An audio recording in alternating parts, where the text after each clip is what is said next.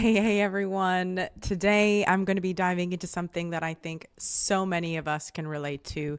This habit of shrinking ourselves in both our professional and personal lives, right? I mean, you know what I mean, right? Those moments when you downplay your achievements and, you bite your tongue in meetings or hold back your true thoughts in relationships. It's like we're almost trying to make ourselves smaller so we don't take up too much space. I've been there, and honestly, I still catch myself doing it sometimes. But here's the thing: shrinking ourselves doesn't serve anyone. Not us, not our careers, not our relationships. So today, I want to share some stories, insights, and real practical ways for you to stop dimming your light and start showing up fully exactly as who you are. So let's grab a coffee, get cozy, and let's get into it. So, the first thing that you really need to start doing is recognizing the way that we shrink. So, I'm going to be talking about what that looks like and how it can show up in some sneaky ways. So, number one would be the silent shrinker. Have you ever been in a meeting or you had a great idea, but you just stayed quiet and then someone else shares a similar thought and you're sitting there like, ugh, I should have just said that.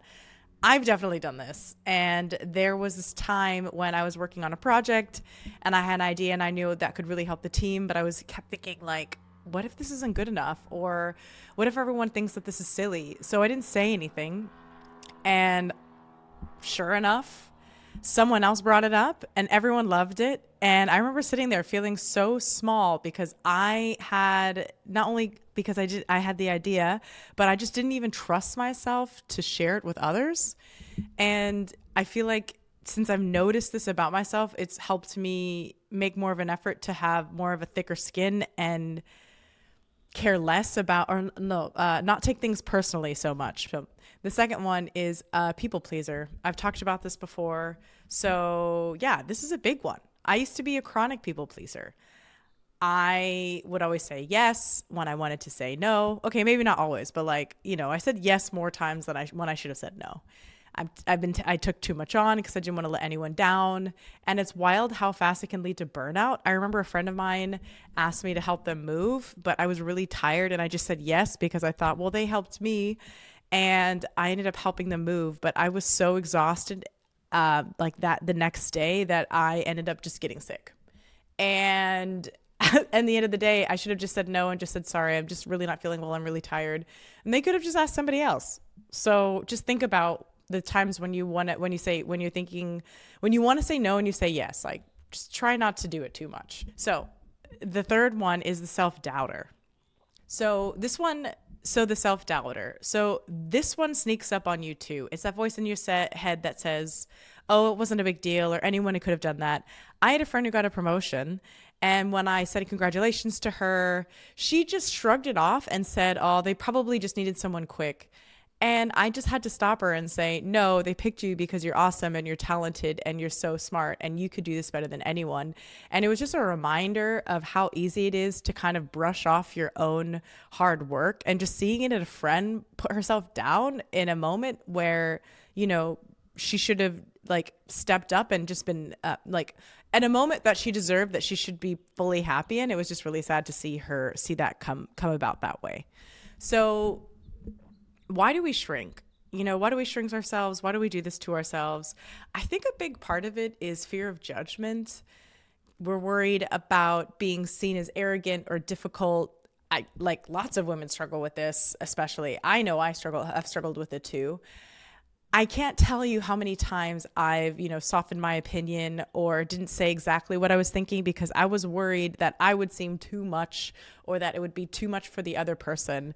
And then there's all this conditioning, right? Growing up, you always heard things like be polite, don't draw too much attention to yourself.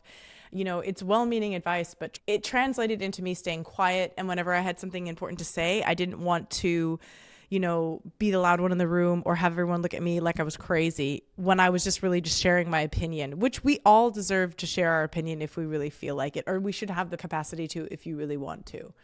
But remember, it's an opinion, it's not a fact. So that's just something that I would definitely consider when you're sharing your opinion. So another part of that, another component of that is imposter syndrome, and that's a big one. I remember being in an interview and almost underselling my own experience. Like I was so afraid of them finding out that I didn't feel as good as I was on my resume. So I just kind of like started to shrink myself in the interview. And in the end, I didn't even get the job. And I am a great designer. I'm a designer researcher. And just the fact that I doubted myself, like, ended up with me not even getting the job that I really wanted. So how to stop shrinking yourself? Taking up space, literally take up space literally and figuratively. Let's say at work, you're in a meeting or you have a meeting every week. Set a goal to contribute at least once if you're not already doing that. If you're worried about talking too much or having the attention on you, it doesn't have to be a groundbreaking statement, but just practice being heard.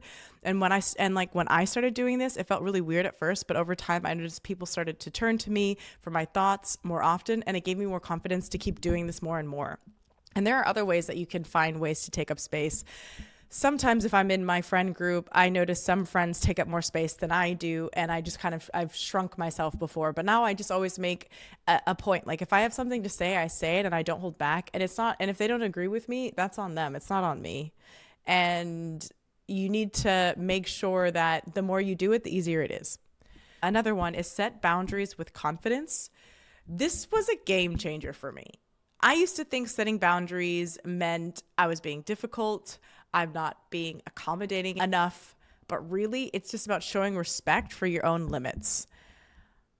I had, a colleague who would always try to push extra work on me and I would smile and take it. But inside I was so frustrated. And one day I just said, look, I'd love to help, but my current workload is full.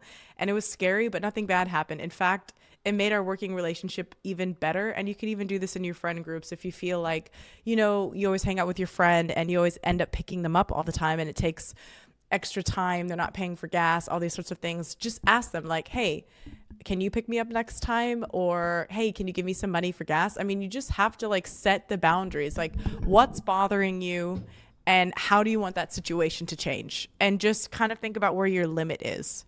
Also celebrate your wins, big and small. I love to write. Well, I started this thing called the brag book, and it's just a little notebook where I write down every compliment or achievement or positive feedback I get. And on tough days, I just look through it, and it's just like a little reminder that I'm not as small as my fears make me feel. And what I even find is I also used to write down all my fears and then all my desires. And at the end of the day, the fears list is never as big as you think it is. And if you focus on it, that's all you'll see. But if you really focus on all the great things that you have in your life, your perspective will really change. And make sure to surround yourself with uplifting people. This one's huge. I did a quick audit of just the people around me, and I just realized I was spending, well, this was a while ago. Not that I do this all the time, but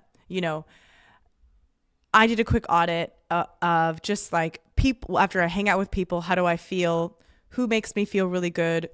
Who makes me feel a negative or uncomfortable after I have an interaction with them? And maybe I just limit the amount of time I see certain people if I don't feel good after our interaction. And no one needs to be positive all the time. It's also a reflection of, are people being positive to you or putting you down or criticizing you? Think about how people speak to you and make you feel, and being more intentional about who you let within your space. And most importantly, practice self-compassion. This is still a work in progress for me. I mean, I catch myself saying, ugh, that was dumb. That was really stupid. Why did I do that? And hey, I just then flip to, you know what? I learned okay, that wasn't a good idea. I'm still learning. It's okay. And even then I say things that I would never even say to a friend.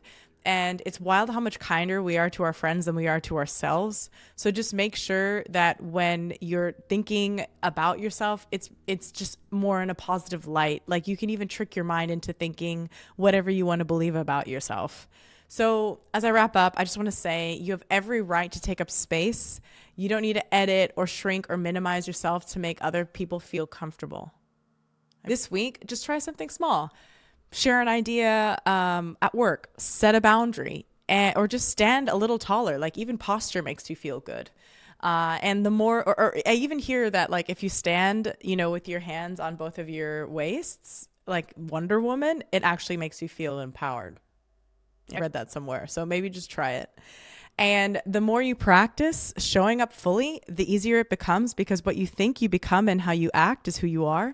So thanks for hanging out with me. And I hope you found this really helpful. And if it resonated, love to hear from you. Please comment below. And if you need someone who might need a reminder about taking up space, feel free to share it. All right, till next time. Ciao.